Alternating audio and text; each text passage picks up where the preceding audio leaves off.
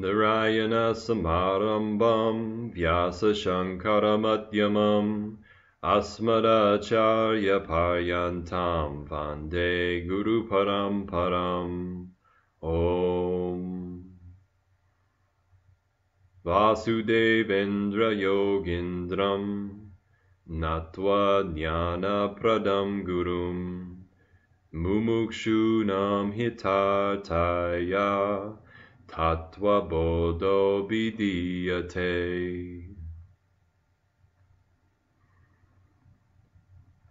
So we've been discussing the section of Tattva Bodha that describes the not self or anatma. At this point, we've gone over the gross body and the subtle body and part of the causal body. I'll apologize because I'm a little bit stuffy today. It's allergy season here in Arkansas, and my gross body is not immune to the effects of pollen, unfortunately. So bear with me. So we talked about the gross body, the subtle body, and we started discussion on the causal body in the last video. I'm going to reread the section of the text that we started talking about. What is the causal body? It is indefinable, beginningless ignorance, free of forms and divisions. It is the cause of the subtle body, the gross body, and ignorance of one's true nature. So in the last video, we talked about how the causal body is ignorance, and ignorance is the cause of the creation of the gross body and the subtle body. Now, why is that? Because reality is non-dual. Another way to look at that, another way to say that would be to say that there is only you consciousness, limitless consciousness.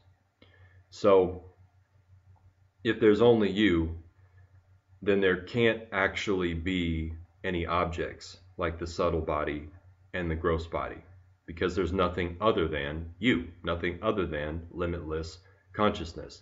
So the only way that we can have a so-called creation of the gross body and the subtle body is by the virtue of ignorance, by mistaking limitless consciousness for something that it isn't. So ignorance is the creator, so to speak, of the objects, of the gross body, of the subtle body. Now, I pointed out in the last video, and I'll repeat it here, that the self does not create. We need to make sure that that's clear. The self doesn't create because the self is non-dual. In order to perform actions or create, there has to be duality. There has to be a doer and the action done and the thing that's acted upon. In order for there to be creation, there has to be a creator, there has to be a substance, and then there has to be the actual act of creation itself. So in a non-dual reality, action and creation are not possible. So the self is actionless and is free of creation. It doesn't create, it doesn't act. So the only way that we can have an appearance of a creation is through ignorance. The example that I use over and over again, of course, is the ring. I'm sorry if you're tired of seeing this ring. It just happens to be on my hand, and so it's a convenient illustration, where the only way that we can have a name and a form, ring, is by having a ignorance of silver. It's the same way with anything like that. You can also say a pot. If you have a clay pot, the only way to have the creation of a clay pot is to not know that it's actually just clay. The name pot and the form of the pot don't have any substance or existence of their own. The name is just a sound applied to a form, and the form is actually nothing other than the clay itself. It's the same thing with the world that we experience. It's actually only everything, all of the objects are actually only you, consciousness, limitless, non-dual consciousness. But through ignorance, through a misunderstanding, it appears to be something else. So there is the appearance of the creation, yes, but there's no actual creation. And that appearance is caused by ignorance. And as we said in the last video, the ignorance is beginningless. I'm not going to go back into that argument or that explanation because it's kind of lengthy. If you still have questions about how ignorance is beginningless, then by all means go back and review the last video. So we've established that the cause of all of the objects that makes the creation of the appearance of objects possible is beginningless ignorance. So let's go a little bit further into this verse that describes the causal body. So we've said that the causal body is beginningless ignorance, but what does it mean when it says the causal body is indefinable? Let's take that up next. The actual Sanskrit word is anirvachaniya, and the way that you'll see that translated sometimes in texts is inexplicable. In his commentary on Tattva Bodha, Swami Dayananda makes a good point and says that if anirvachaniya really means inexplicable, then there's no point in even mentioning it or talking about it, because inexplicable, the definition of that word is something that cannot be explained. So if something just is incomprehensible or can't be explained at all, then there really isn't any point in talking about it. So that's why in this translation I'm using the word indefinable. And we're saying that ignorance or the causal body is indefinable. Another way to put that is that it's not something that can be categorized. It defies categorization. We basically have these two categories of existent and non-existent. Now, when we talk about objects, we can't really put them in either category. We can't say that objects actually exist, because existence is the nature of the self. So that means that anything that actually exists has to always be present and has to be completely unchanging. And obviously we can't apply that to objects. On the other hand, we can't say that objects are non-existent, because you can't experience something that is non-existent. I mean, it's obvious that we experience objects.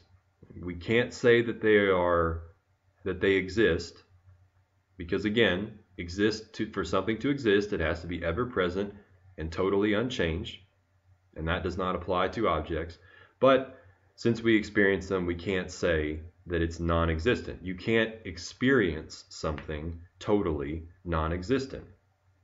The example I used in the last video, which is common in Vedanta, is to say that something that's non-existent is like the son of a barren woman. You're not going to experience the child of a woman that cannot have children. It's not going to happen. They don't exist at all. So we can't put objects in the category of non-existent, asat, okay, that's the Sanskrit term. We can't put it in that category because objects are available to be experienced. So this is where the word anirvachaniya, or indefinable, comes into play, because we have these two basic categories, existent or non-existent. But with objects here, we can't put them in either category. See, they are indefinable. They have a strange status that defies categorization. They're neither real nor non-existent. We can only call them unreal, we can call them apparent, or we can call them an appearance. And if you've been paying attention to these previous videos, the term for that status is mithya. We've got real, sat, satya, and that's you, the self, limitless, non-dual consciousness. We have completely non-existent, and that's asat. And then we have this thing that falls outside of both categories, and that is neither existent nor non-existent. We have mithya. Mithya does not fall into one of those categories, so it's anarvachaniya, it's indefinable. Now you might say, wait, why do you keep saying objects? I thought we were talking about ignorance. We're talking about the causal body. Well, ignorance is not some existently independent, real, actually existent entity. Ignorance falls into the category of objects, just like the subtle body, just like the gross body. Ignorance itself is mithya.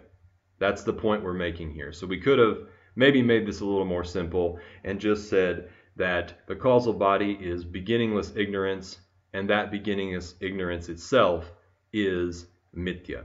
Okay, so ignorance itself is just an appearance. It's not actually real. It's not totally real because it's not ever present and unchanging, but it's not non-existent because it is a fact that we all experience ignorance. So it falls outside of those categories. It's outside of the category of real, outside of the category of non-existent. It falls into unreal or apparent or appearance, and that is mithya. So what I said before when discussing the beginninglessness of ignorance was it doesn't matter if ignorance has a beginning or not. It's not really important. The question is, can we get rid of it?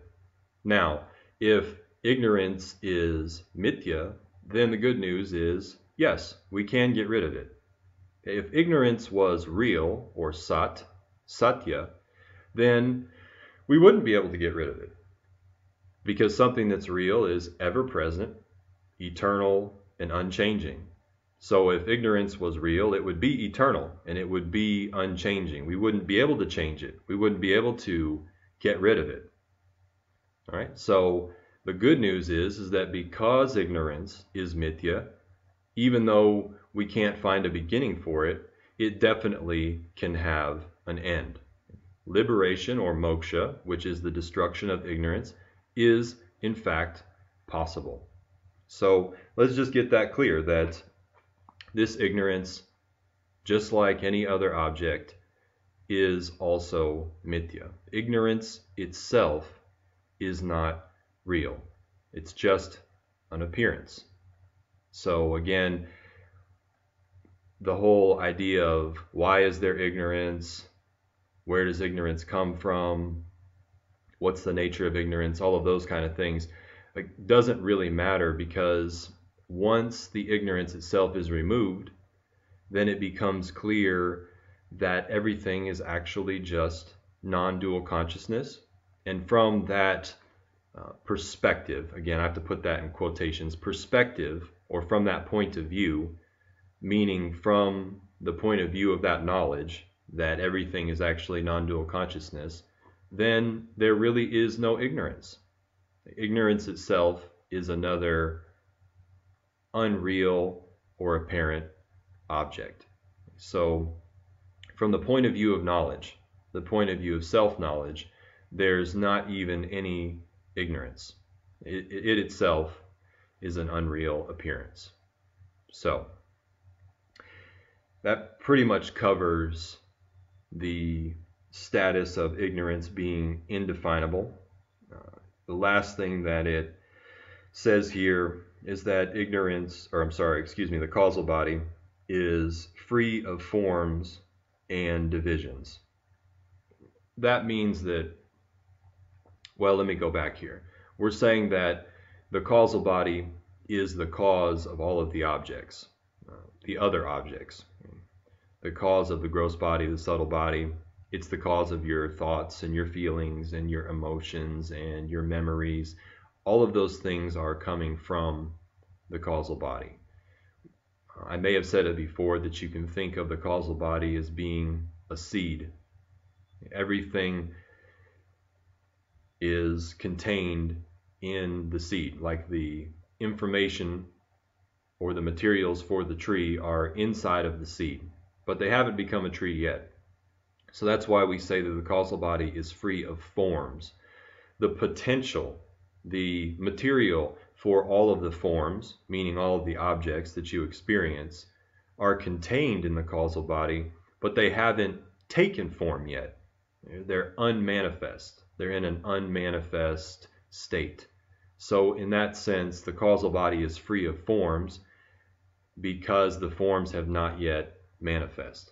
And when they manifest, they become the objects that you experience. But before that, they're in an unmanifest state in the causal body. So the causal body is free of forms.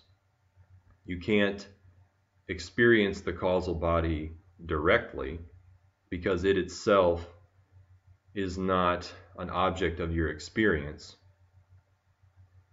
The objects, you can only experience the effects of the causal body when the potential, the unmanifest potential of those objects becomes manifest as your thoughts, as the contents of your mind, as your mind itself, as your body, etc. You experience the causal body indirectly because you experience the effects of the causal body. So before the contents or the potential of the causal body becomes an experienceable object, they remain unmanifest or formless in the causal body. So that's what it means when it says it's free of forms and divisions. This is before the contents of the causal body have divided and become the object. So before that, in its unmanifest state, it's free of divisions and forms. Another way to look at it too is you can say, all right, well, if the causal body is ignorance, does ignorance itself have any differences in it? It really doesn't. The thing that changes is the object of the ignorance. Ignorance itself is basically formless and free of divisions, but the object of what you're ignorant of changes. Oh, I'm ignorant of quantum mechanics. I'm ignorant of how to make my own pasta. I'm ignorant of what my wife is thinking, etc. The ignorance itself is the same. The object, the thing you're ignorant of, is actually what changes. So from that point of view, you could also say that ignorance is free of forms and divisions. That's a technical point, but it's worth mentioning.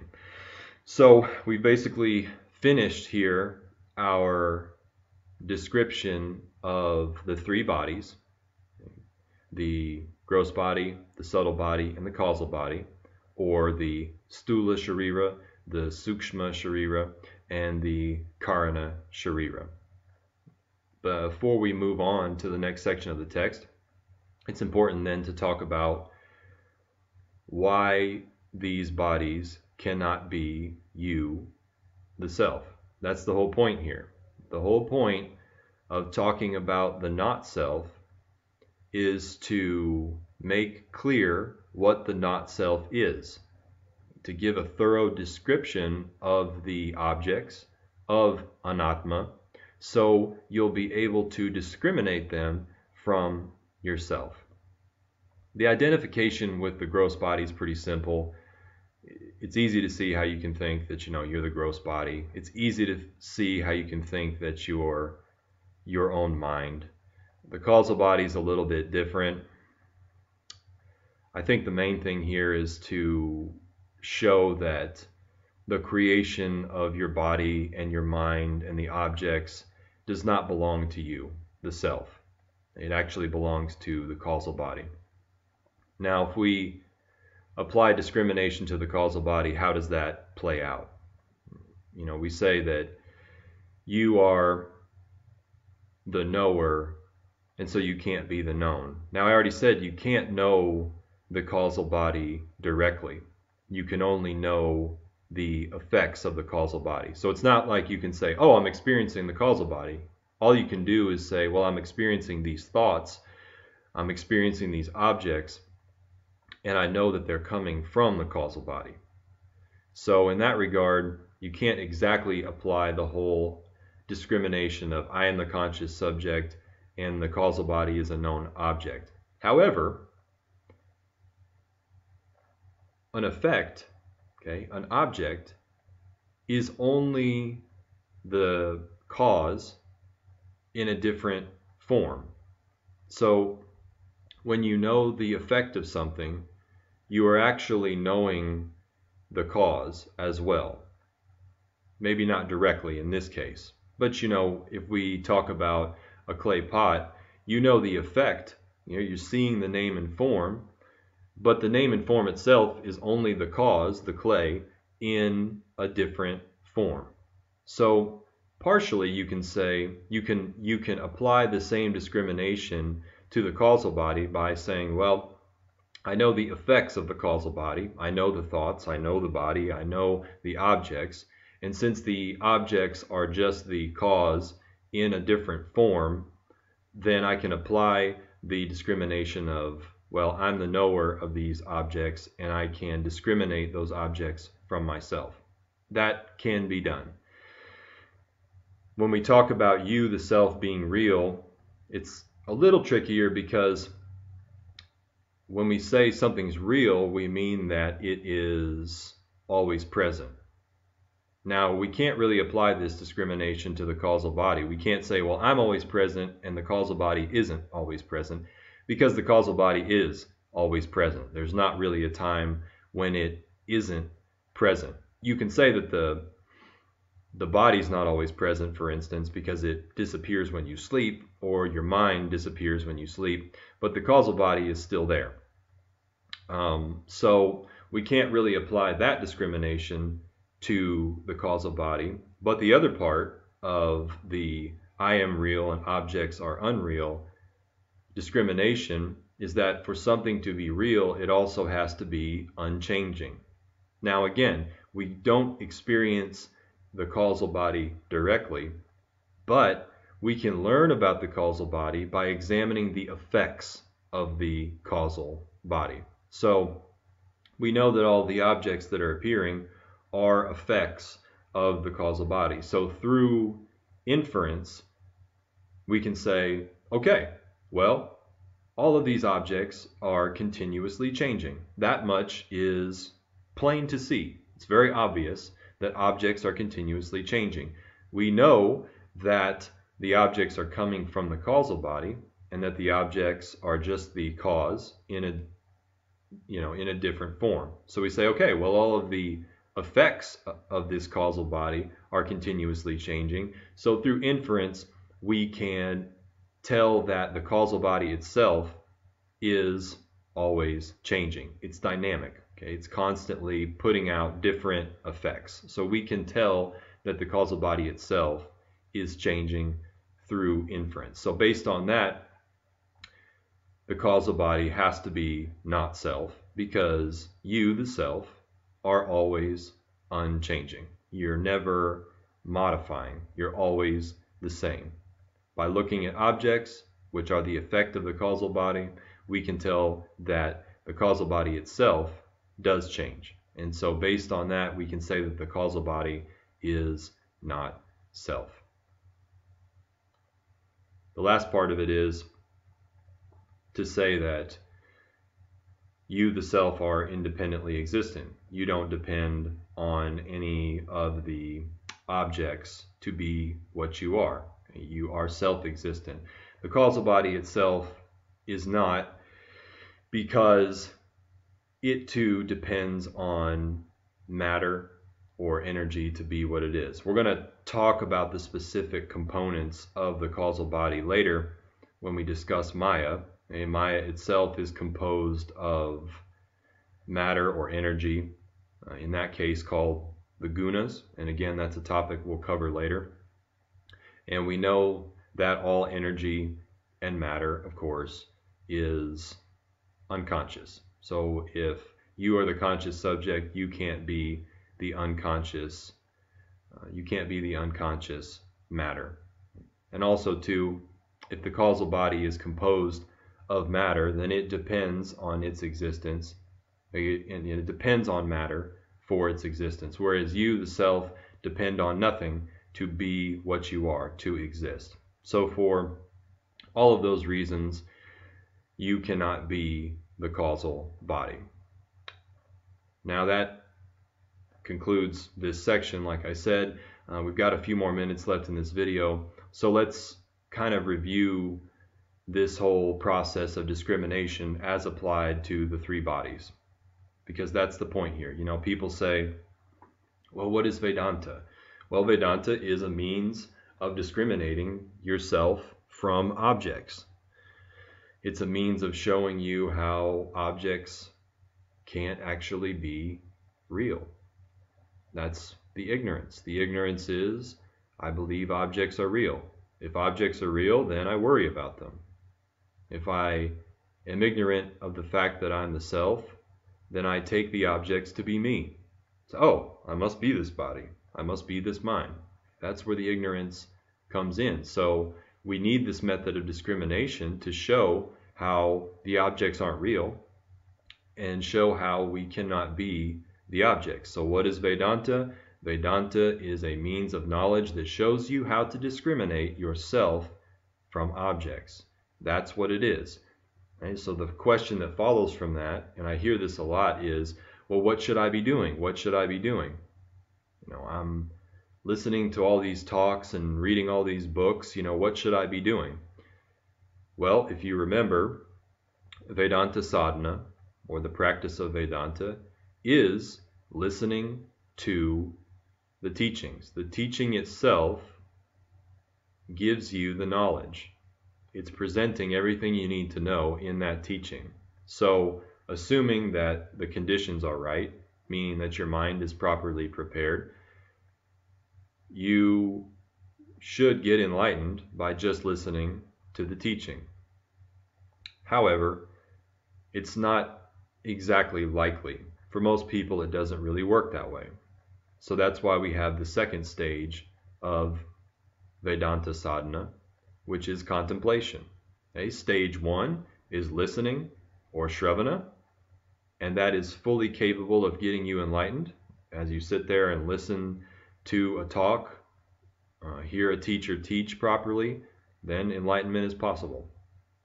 But for most of us, after we've heard the teaching, we have to go and think about what we heard until it becomes clear, until our doubts go away. And so that's why we have this second stage of contemplation, manana.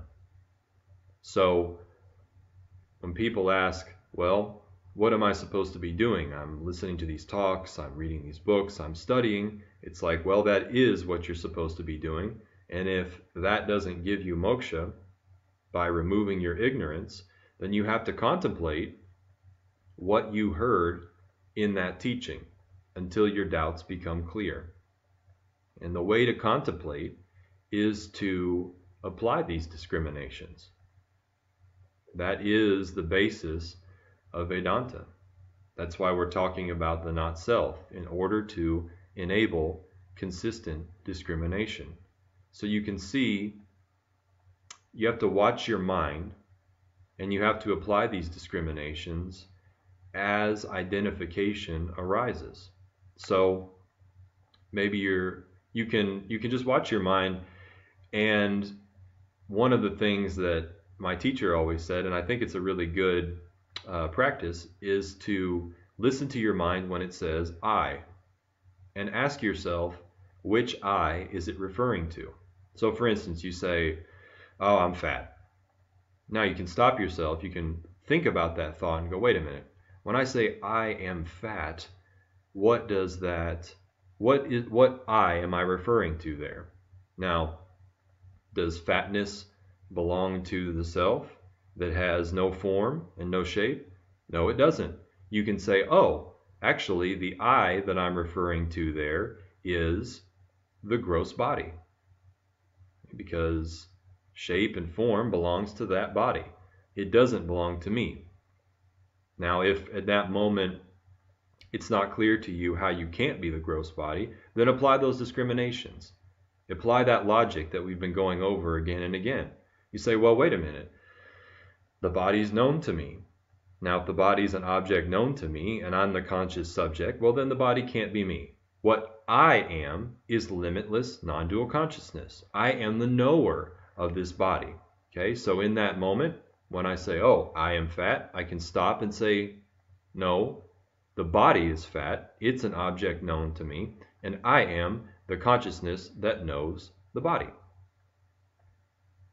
That's discrimination. That's what you have to be doing on a moment-to-moment basis. Anytime these things come up. So maybe you see your mind saying, well, I am sad. You have to stop and go, well, wait a minute. Which I am I referring to here? When I say I am sad, am I the self sad? Well, sadness is a thought or a feeling that is known to me. So if I'm the conscious subject, then I can't be the object of feeling or emotion that's known to me. The I that I'm referring to here is the subtle body, because all of the feelings and emotions, those belong to the subtle body. Now, if that discrimination isn't enough, again, apply the logic. Okay? The subtle body is known to me. The subtle body is an object. I am the knower. I am the subject, not an object. The subtle body is made up of matter. Matter is unconscious. I am conscious.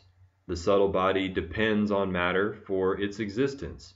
I do not depend on matter for my existence. The subtle body constantly changes.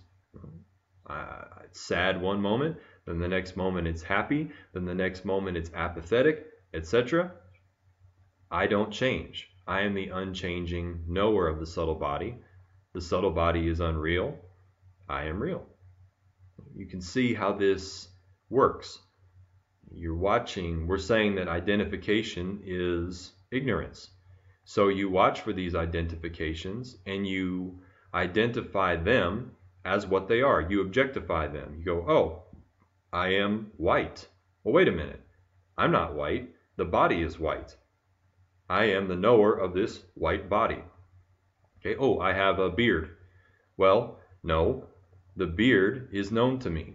The beard belongs to the gross body, the stula sharira.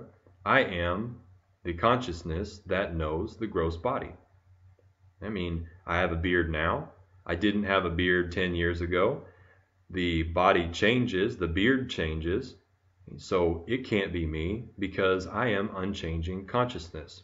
So you watch that when your mind says, I am this, I am that. And you ask, wait a minute, what am I referring to here? And you'll see, I'm referring to the body, I'm referring to the mind. And you analyze those thoughts and you use the discrimination to negate your belief in them. You see how they can't be true. You say, oh, this is why I can't be the body. This is why I can't be the mind. What I am is the conscious subject that knows the body and the mind. And I'm free of them. And this is something that you just continue to do over and over again.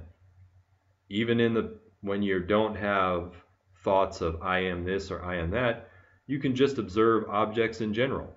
You can look at the things around you, look at the world around you, and notice that it's known to you, that it is complete, it's constantly changing, that it depends on its existence on you. It depends on you for its existence. And you can negate the reality of the world around you. And slowly but surely, you just keep ticking away, picking away at that ignorance until it's gone. It's not that you are trying to get yourself to stop thinking those thoughts. It's not that you ever will stop thinking those thoughts. You may still continue to think, oh, I am this, or I am that, or I am happy, I am sad, my body's tall, my body's short, my body's black, my body's white. It doesn't matter. Those thoughts can continue to come up in your mind, but what we're trying to get rid of is the belief that those thoughts are real, that those thoughts indicate an identity of you with the body and the mind. If you know that it's not true, your mind can think those thoughts all day long, and you know that there's no truth to them. So that is the practice, if you will, of Vedanta. So when you're not listening to the teachings, you have to be applying what you've learned to your ignorant thoughts until you understand that those ignorant thoughts are not true. And this does have to happen on a continuous basis. So that concludes our discussion of the three bodies. In the next video, we'll move into another description of the not-self, of the anatma, which is the panchakoshas, or the 5 sheaths. The 5 sheaths is just another way to think about the 3 bodies. It sort of divides the 3 bodies into 5 parts instead of 3. It's just another alternative. It's another option that's available to you to use for discrimination. And we will cover that in the next video.